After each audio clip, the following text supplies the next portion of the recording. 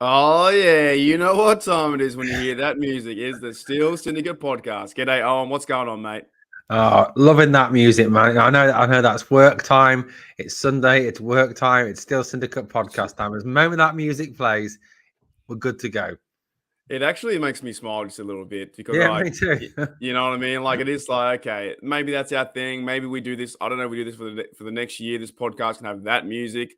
I kind of like it sets a scene. It's kind of not like Renegade, but Renegade in the fourth quarter. I heard two of them on Christmas Day. It's kind of fun. We are the Steel Syndicate Podcast, and we are going live. So let me do a bit of housework first. So the reason we're going live, it is your American Sunday.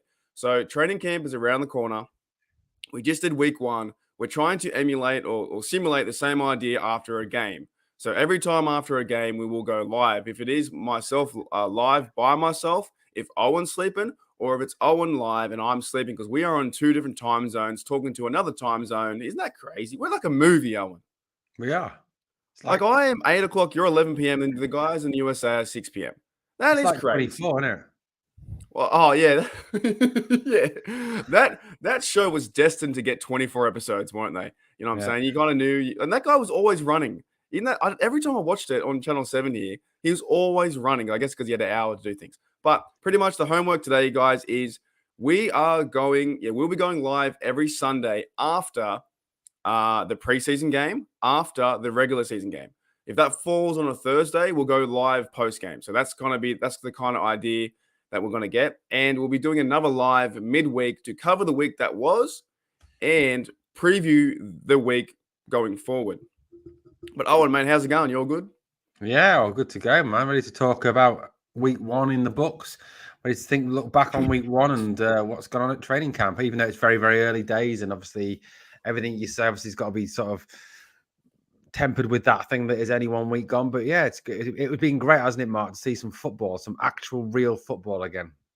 It's been fantastic. Like I even go back to like the fan sense, like getting the fans back in Latrobe, and I saw my mate Claypool running around and Cameron Sutton signing autographs and Muth and Kenny Pickett and all these kids and all these fans are so excited to see their players, and they haven't had that aspect for 2 years, right? It's been a long time, and it actually does warm my heart a little bit, like seeing these fans interact with the players.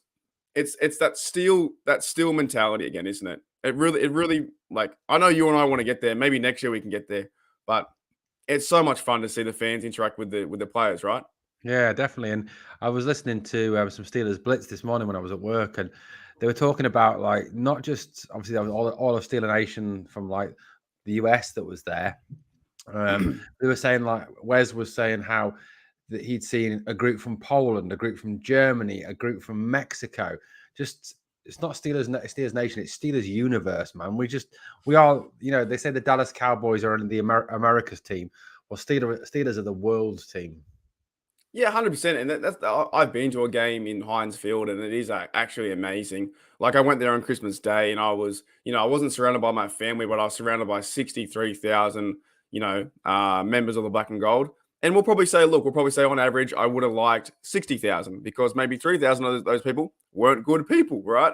But no, I'm only joking. But pretty much like, yeah, the Steelers Nation is fantastic. And when you go around repping your city of Pittsburgh or the colors, and you go through the airports on the way to the camp. So much fun. Like, that's why I think it's great to see them back at Latrobe again. It was a bit different during the pandemic days where, they had to go to Heinz Field and then go home. But the players actually going to Latrobe, working out, and we're getting into, we'll cover a little bit we'll cover this week a little bit because I'm intrigued to see your thoughts on a few ideas, and we'll talk about next week because next week is pads. They start to dawn the pads again, and they start to get go after it. But what is your most interesting take so far this week in week one of the training camp? Mark, before we go into that, I've got to tell you this. I was going into the local shop with my daughter today, and there was a guy stood outside. I was wearing this T-shirt, and as I was going into the shop, he went, "Hey mate, here we go, Steelers! Come on, Najee." I was like a British guy, man. That's the first Steelers fan I've seen in the meeting where I live. I was like, well, hey. And then you got to be careful because you don't want to overly scare them. Like, you don't want to be like, okay, I know a lot, but how much do you know? And I don't want to scare you kind of thing. Yeah. I had it the other day too. I walked past a guy wearing a Ravens t-shirt, and the interaction, I had to say something to him. I was wearing a Steelers t-shirt, and he walked past me, and I was like, "Oh, the Ravens, you and I are enemies," or something like that. And Yeah. he went, "What?" Didn't even know. Like I was like, "Mate, I'm wearing the Steelers." He went, "Oh, okay." I said, you follow the Ravens, right? He went, "Yeah." I said, "You and I are enemies," and he looked at me and just thought I was an absolute loser. So I don't know. Some you can win with because some people don't just wear the shirt to wear it, right? So, Yeah, yeah, definitely. what's your most interesting take this week? I've got mine, but what's yours? You know what? It's got to be my favorite draft pick, my top man, George Pickens, man. This guy is just he, he's no Justin Hunter. He's awesome. I mean, just what he has done this week, the skill set that he has shown, his ability to make experienced defensive backs look stupid. He's just absolute. He's absolute quality, and I just think that he is going to have a Jamar Chase type season for the Steelers this year. I think so. He's so athletic. He's so athletic, so strong, so physical. The will to win in him, you can see that. I saw that one video where he dived for the football and there was no way he could really get it. I think he may have got it or dropped it. Doesn't matter. He still dove for it. My Yeah, most interesting take this week is probably the Rudolph situation, to be very yeah, honest. I know you're not a big fan, but like as a football sense, um, he pretty much is holding down the fort at the moment to where a lot of the beat writers are saying, well, Rudolph is playing okay. He's playing, the football that he's meant to be playing. And I've got two thoughts on this because one, we shouldn't be too surprised that he's playing this way. And two, we should be kind of happy that he is playing this way, right? He's been in the system for yeah. 4 years now. Like, what do we want him to go out there and play awful so we could be right or that you could be right as well? I'm kind of happy that he's playing okay. And also, it's expected. Is that not expected as a Mhm. 4-year player to get in there and go and excel? Absolutely. I think, and that was something I heard today when I was listening to other people, other insiders talking. It is to be expected. He's got that head start on Trubisky and Pickett. He's been in the system. He had Matt Canada as his quarterbacks coach for 1 year.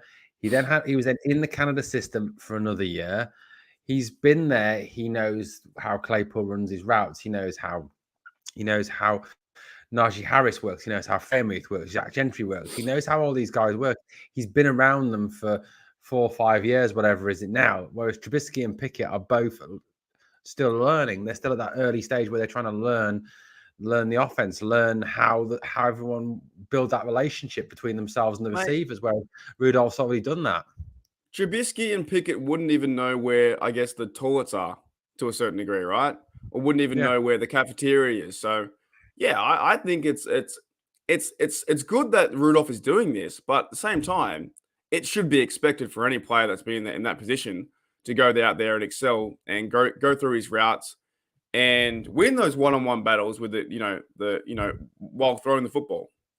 I Mhm. don't see it as totally big news of him getting the job, but it's quite a funny story because it's like it surprised everyone. But this guy has to go out there and prove to everyone again, and he should always be doing that to be the second quarterback or possibly start.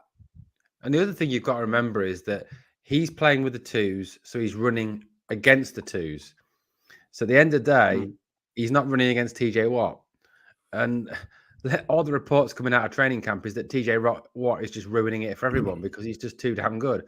He's in Trubisky's face within 2 or 3 seconds constantly because he is just so good at what he does. I mean, there was even, I think it was Brian Batko was saying that the Steelers really do need to sit Watt out for some reps just to try and give Trubisky a chance to try and do something. Well, let's stay there for a minute because how hard would it be as being a quarterback in the QB1 right now with the Mm. new offensive line taking on probably top 5 defense if it works out the way that we wish it to work out, right? Mhm. Like so your thoughts are that TJ Watt and Highsmith are going out there and absolutely killing it. So maybe it's not really on Trubisky, it's more on the defense. Absolutely. I mean, you're facing two of the best. Well, okay, you can argue Highsmith, but two of the best pass rushers in the NFL. You're facing probably the joint best defensive player with Aaron Donald in the NFL. And TJ Watt would make 31 other quarterbacks in the NFL's life an absolute misery if he was at training camp. And that could be Patrick Mahomes, Aaron Rodgers, Tom Brady, Justin Herbert, Joey Bungle, all those guys who are, listed as top 5 quarterbacks. He would make all their lives a misery as well because he is that good. It's the same as there's a story that I heard today about when Aaron Donald was at Pitt, that they had to sit Aaron Donald out of some of the drills because he was just ruining everything. And the fact they couldn't install anything because Donald was like, literally, it was like, and hike the ball. Yeah. Within 1 second, Donald was in the quarterback's face. And I think it's a similar sort of process taking place at Latrobe at the moment. Trubisky hikes the ball, and within 1 second, he's got TJ Watt in his lap, and that's the problem. Yeah, George says here. George Tesson says there's no half-ass TJ Watt, and that's so true. He is out there ready to tear it up. I think he's getting ready for this week 1 against the Bengals, and the closer we get to it, the more we are counted out. But I agree with you. It's kind of an interesting, idea that it's so funny because you kind of have to wait to put everything into practice and then go to preseason. Then you might be able to see the true evaluation of Trubisky or Pickett or, Rudolph. Would you not agree? It's going to be different from having training camp to preseason, right? Yeah, definitely. It is. And I think a lot will change as well this week as of Monday. Once the pads go on, then you've got the line can be a lot more physical than they're being at the moment. You'll see the defensive backs tackling. The linebacker has been a lot more physical as well. You'll see a very different standard to practice because of the physicality that both the offense and defense can bring once the pads have gone on. Obviously, you've got to remember that these first 4 days, there's been no pads, there's been no tackling allowed, even though Kazee apparently did absolutely light up Calvin Austin apparently in one of the practice sessions.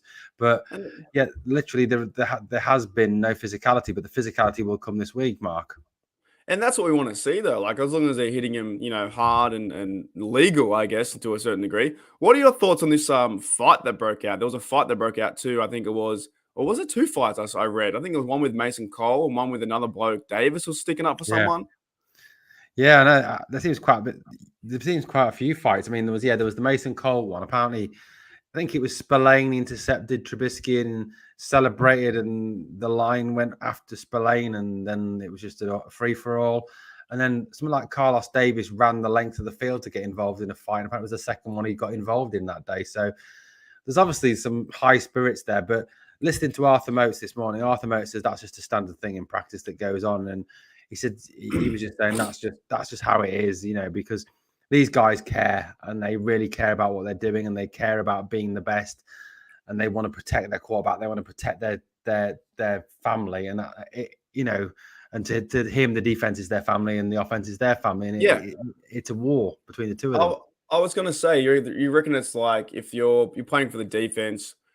You have that instant rival with the offense. You want them to go succeed during game time, but during practice, you want to beat them every single time, right? You don't care if you have a Big Ben behind there or Trubisky or whoever. You know that you want to go out there and stop the play, and you want to be known as the better man on the field, right? Would you not agree? You have to be the better man on the field? Absolutely. And I think if you look at what TJ's done this week, there was the pick 6 from Trubisky, then there was the batted down pass, which he then punted into the stands, apparently. I didn't know that. He punted into the stands. But apparently that drew boos because apparently one of the Steelers staffers had to go and get the ball back off the crowd. Oh, no.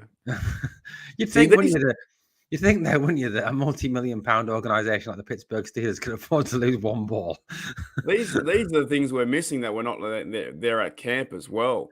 And also, we might have an insider coming up, a camp insider. We won't tell you who it is, but this coming Thursday, we may have a camp insider to break down some of the the stuff from training camp over the last few days. But we won't tell you who it is just at the moment. We're working on something pretty huge, big news. No, It's not that big, but it's all right. I was listening. I heard today Arthur Motes telling a story about TJ Watt, which I thought was just summed Watt up perfectly. And he was saying that, even back in his rookie year, this guy's a first-round pick. He said he did not want to miss one single rep. He was in for everything. he said sometimes, obviously, first round picks are like, well, I'm a first round pick. I ain't going anywhere, so I can afford to sit something out and be a bit as to quote was it George or Brian, half-assed. George, yeah, it can be a bit half-assed, but he said TJ was never like that. TJ, he said, was 100% full on from the moment he joined the team till today. He says he does not give up. He plays a practice session just like he plays a game. All right, let's stick there then. Let's stick with TJ Watt for a minute because we don't often talk about TJ Watt, or actually anywhere I do podcasts or anything, right? In life too. TJ Watt is not really talked about too much because he's so great, right? Yeah. He's just one of the best. But let's talk about TJ Watt's, impact maybe on this coming training week 2 of training camp and wearing the pads. What can he offer to the new players, you think? He can offer so much. He's got so much experience. He's got so much he can teach. I mean, Highsmith, he can teach, obviously one of the big concerns for the Steelers is the outside linebacker depth behind Watt and Highsmith. You've got Jannard Avery, you've got Tushka, and you've got your favorite Tuzar Skipper.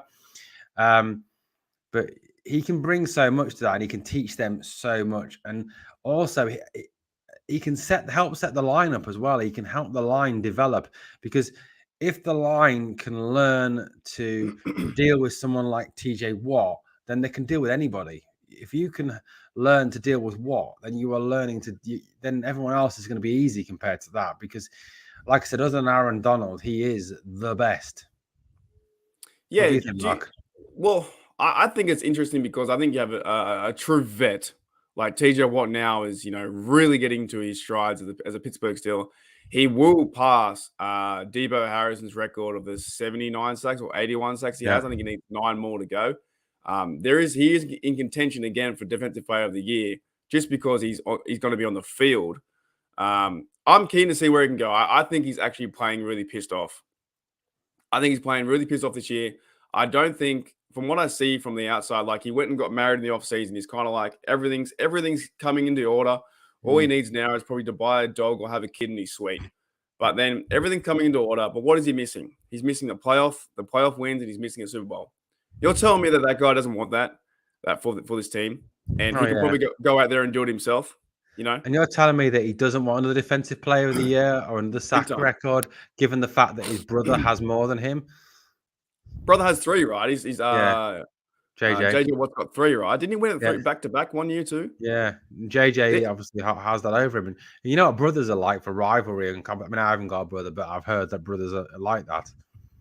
Yeah, big time. There's a chance that if we go into week 1, the Steelers go into week 1 versus the Bengals, he gets 2 sacks, right? He could be on fire. We hopefully win that game. You then are versus Mac Jones. You don't know who the Browns are going to be playing quarterback. You then have Zach Wilson. That's 3 quarterbacks that are fairly new to the NFL.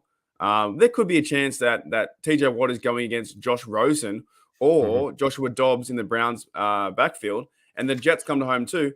There could be a chance that in 4 games, TJ Watt might break the Steelers' all-time sack record if he gets 3 per game. Yeah. Or 2.5 per game.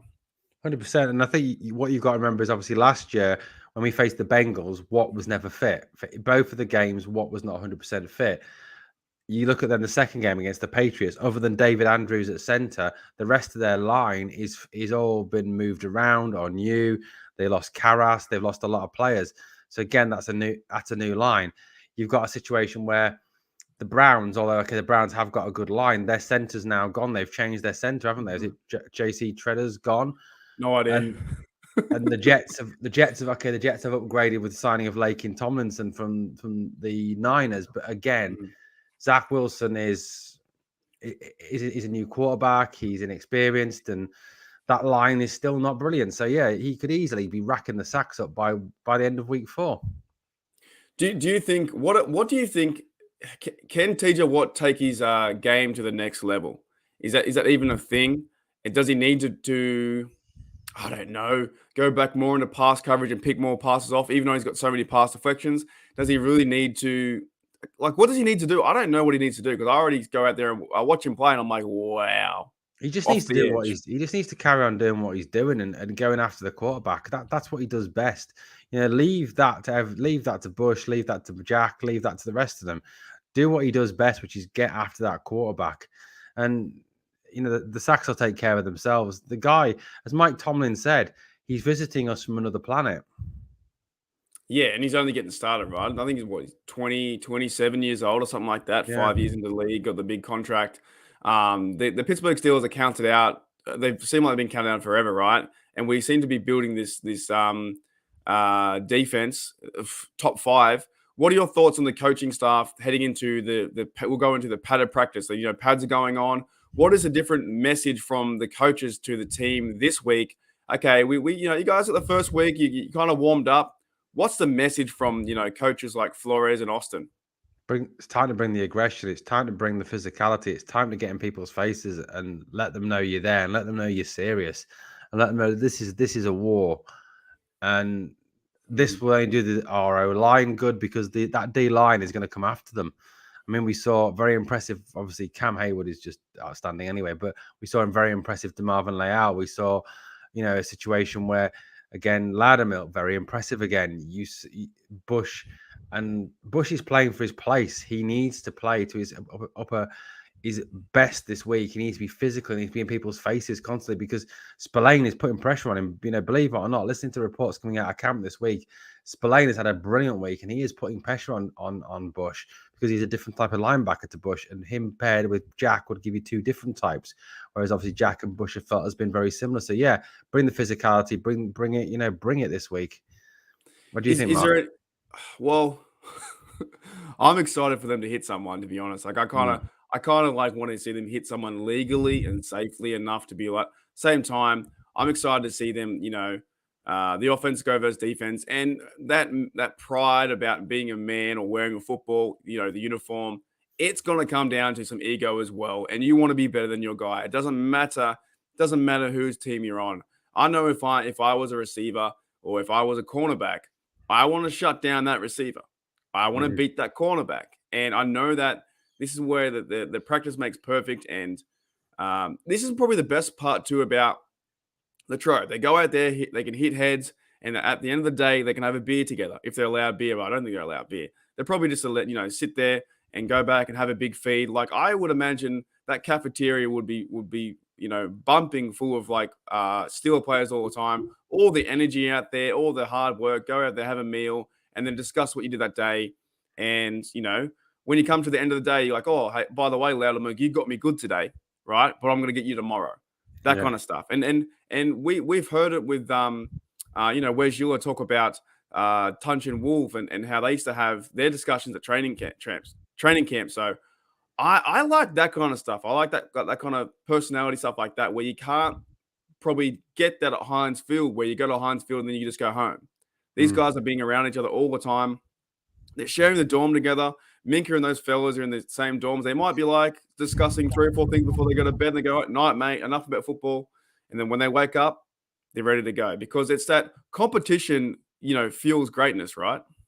Yeah, definitely, 100%. I mean, and the more rival you have, the more was it 2 dogs, 1 bone that you have, the more the standard will raise, and that's going to be. I think we're going to see a lot of that this week. You've got. If you look at all the position groups across the team, you've got rivalry and you've got competition there. Forget the quarterback battle for the minute. You've got the left guard competition battle. You've got the battle between the backups to Harris. Who's going to get in, who's going to be on the roster. True. You've got so many receivers after 5, 6 places.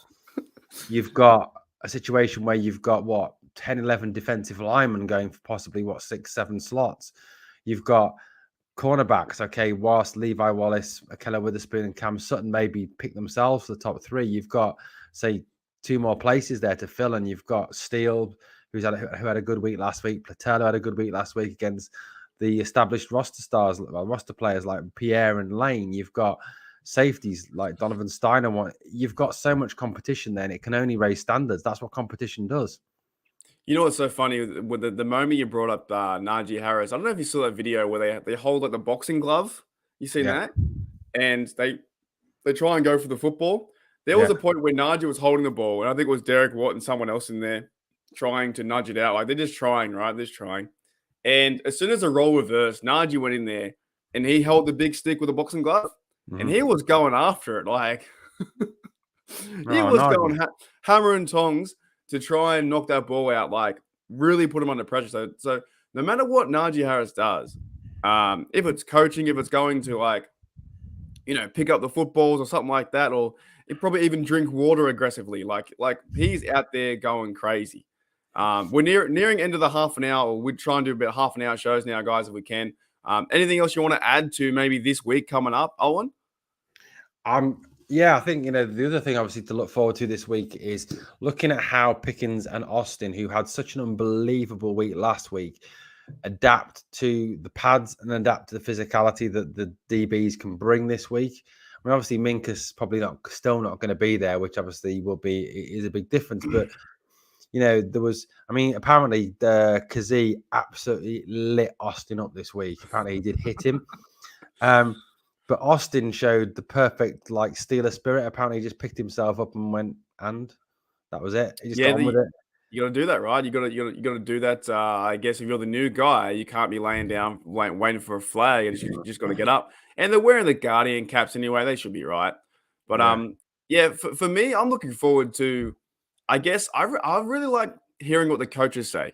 I know we can see the guys on tape, and you see them throw a football, but I think the true giveaway is like hearing Mike Tomlin talk, or Austin, or even this week with Matt Canada talked about. Rudolph has a shot basically at number one, right? But I guess he probably has to say that regardless. He wouldn't say he hasn't got a shot. But I like hearing what the coaches are going to say throughout the week and after the press conference, or after the camp, because sometimes they're giveaways, aren't they, to what they're doing, right? 100%. Yeah, definitely. I would agree with that. Yeah. I think, like you said, Canada's got to say that Rudolph's got a shot, and he's got to say all these things. They can't come out and say he's got no chance at all. Imagine if he said that. Imagine he just came out and said, actually, no, he's absolutely rubbish. He's rubbish. He can't play. Do you think, though, Mark, the Steelers top brass are rubbing their hands and thinking, actually, do you know what? Rudolph's doing well for himself. This is increasing his trade value. I think definitely. I think if you're going to trade him, why not play well? And if you're, it's for all parties, it works out well. Rudolph is playing well, apparently, via reports out there and some of the visuals I've seen. So that increases his trade value, which I think would be a good idea to trade him away to get some draft capital. And if he doesn't get traded, you've got a backup or potential starter.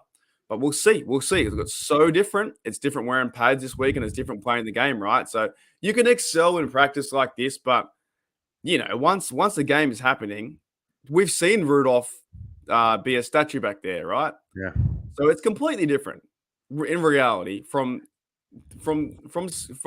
getting a pass to a running back that's not covered because the defensive doesn't know who to cover, and maybe they'll lazy or they didn't hear the whistle. Mm-hmm. No game setting, right? To playing a game in Cincinnati versus an amped up Bengals side, and Rudolph going in there to win that. Very different, right? Yeah, definitely. And I think as well, it's going to be interesting to see the ongoing Deontay Johnson situation this week. What happens with him? I mean, I heard two very interesting takes on it. That one, this is a genuine hold-in and that he's trying to force the Steelers' hand to give him a new contract. But I also heard a take as well this week that it's actually the Steelers that are telling him not to take part in team practices because they can't. If he gets injured, then he's got no trade value. I don't know how you feel about that, Mark. I'm not so overly worried. I know he's an athlete, so I think but then I guess you need to be working out to maybe get some trade value too. Yeah, isn't that funny? True. It's so funny how this works out because he's not even playing. He should be part of the team. You're missing some valuable reps with the team, but you are giving other guys like Austin and Pickens a better chance, I guess. But at the same time, in the Steelers fans' mind, it's DJ who, I guess, that kind of mentality.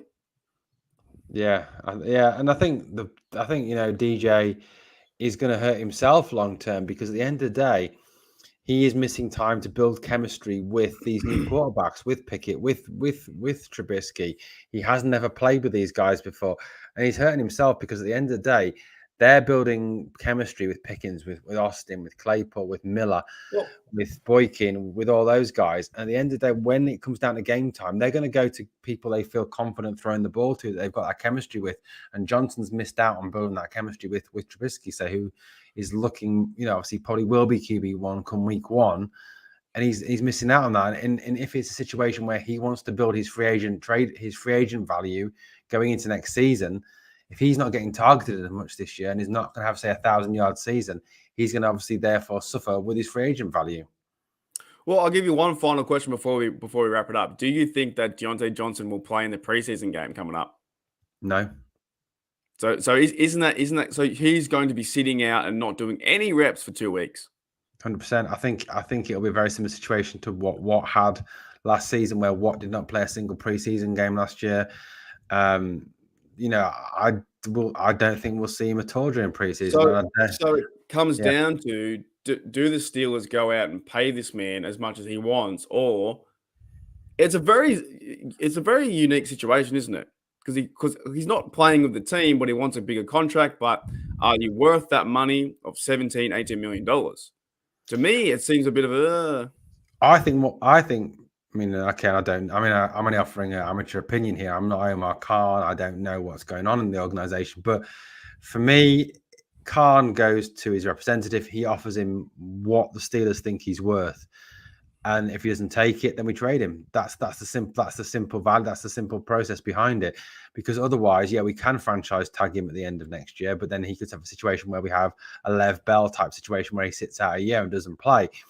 Or like the Bengals are facing with Jesse Bates, he's probably going to sit out this year. So what's he worth? Well, 12 to 15 million, I think, is a fair price for someone like Diontae Johnson. Offer him between that value. If he doesn't take it, then trade him away.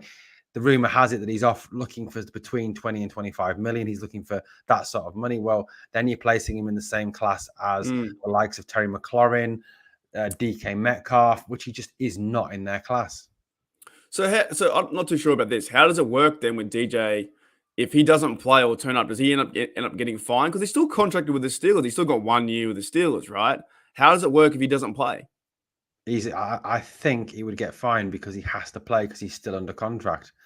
If you're under contract for something, you have to fulfill that. You and me, Mark, we're under. If we've got a job, we're under contract to fulfill that job.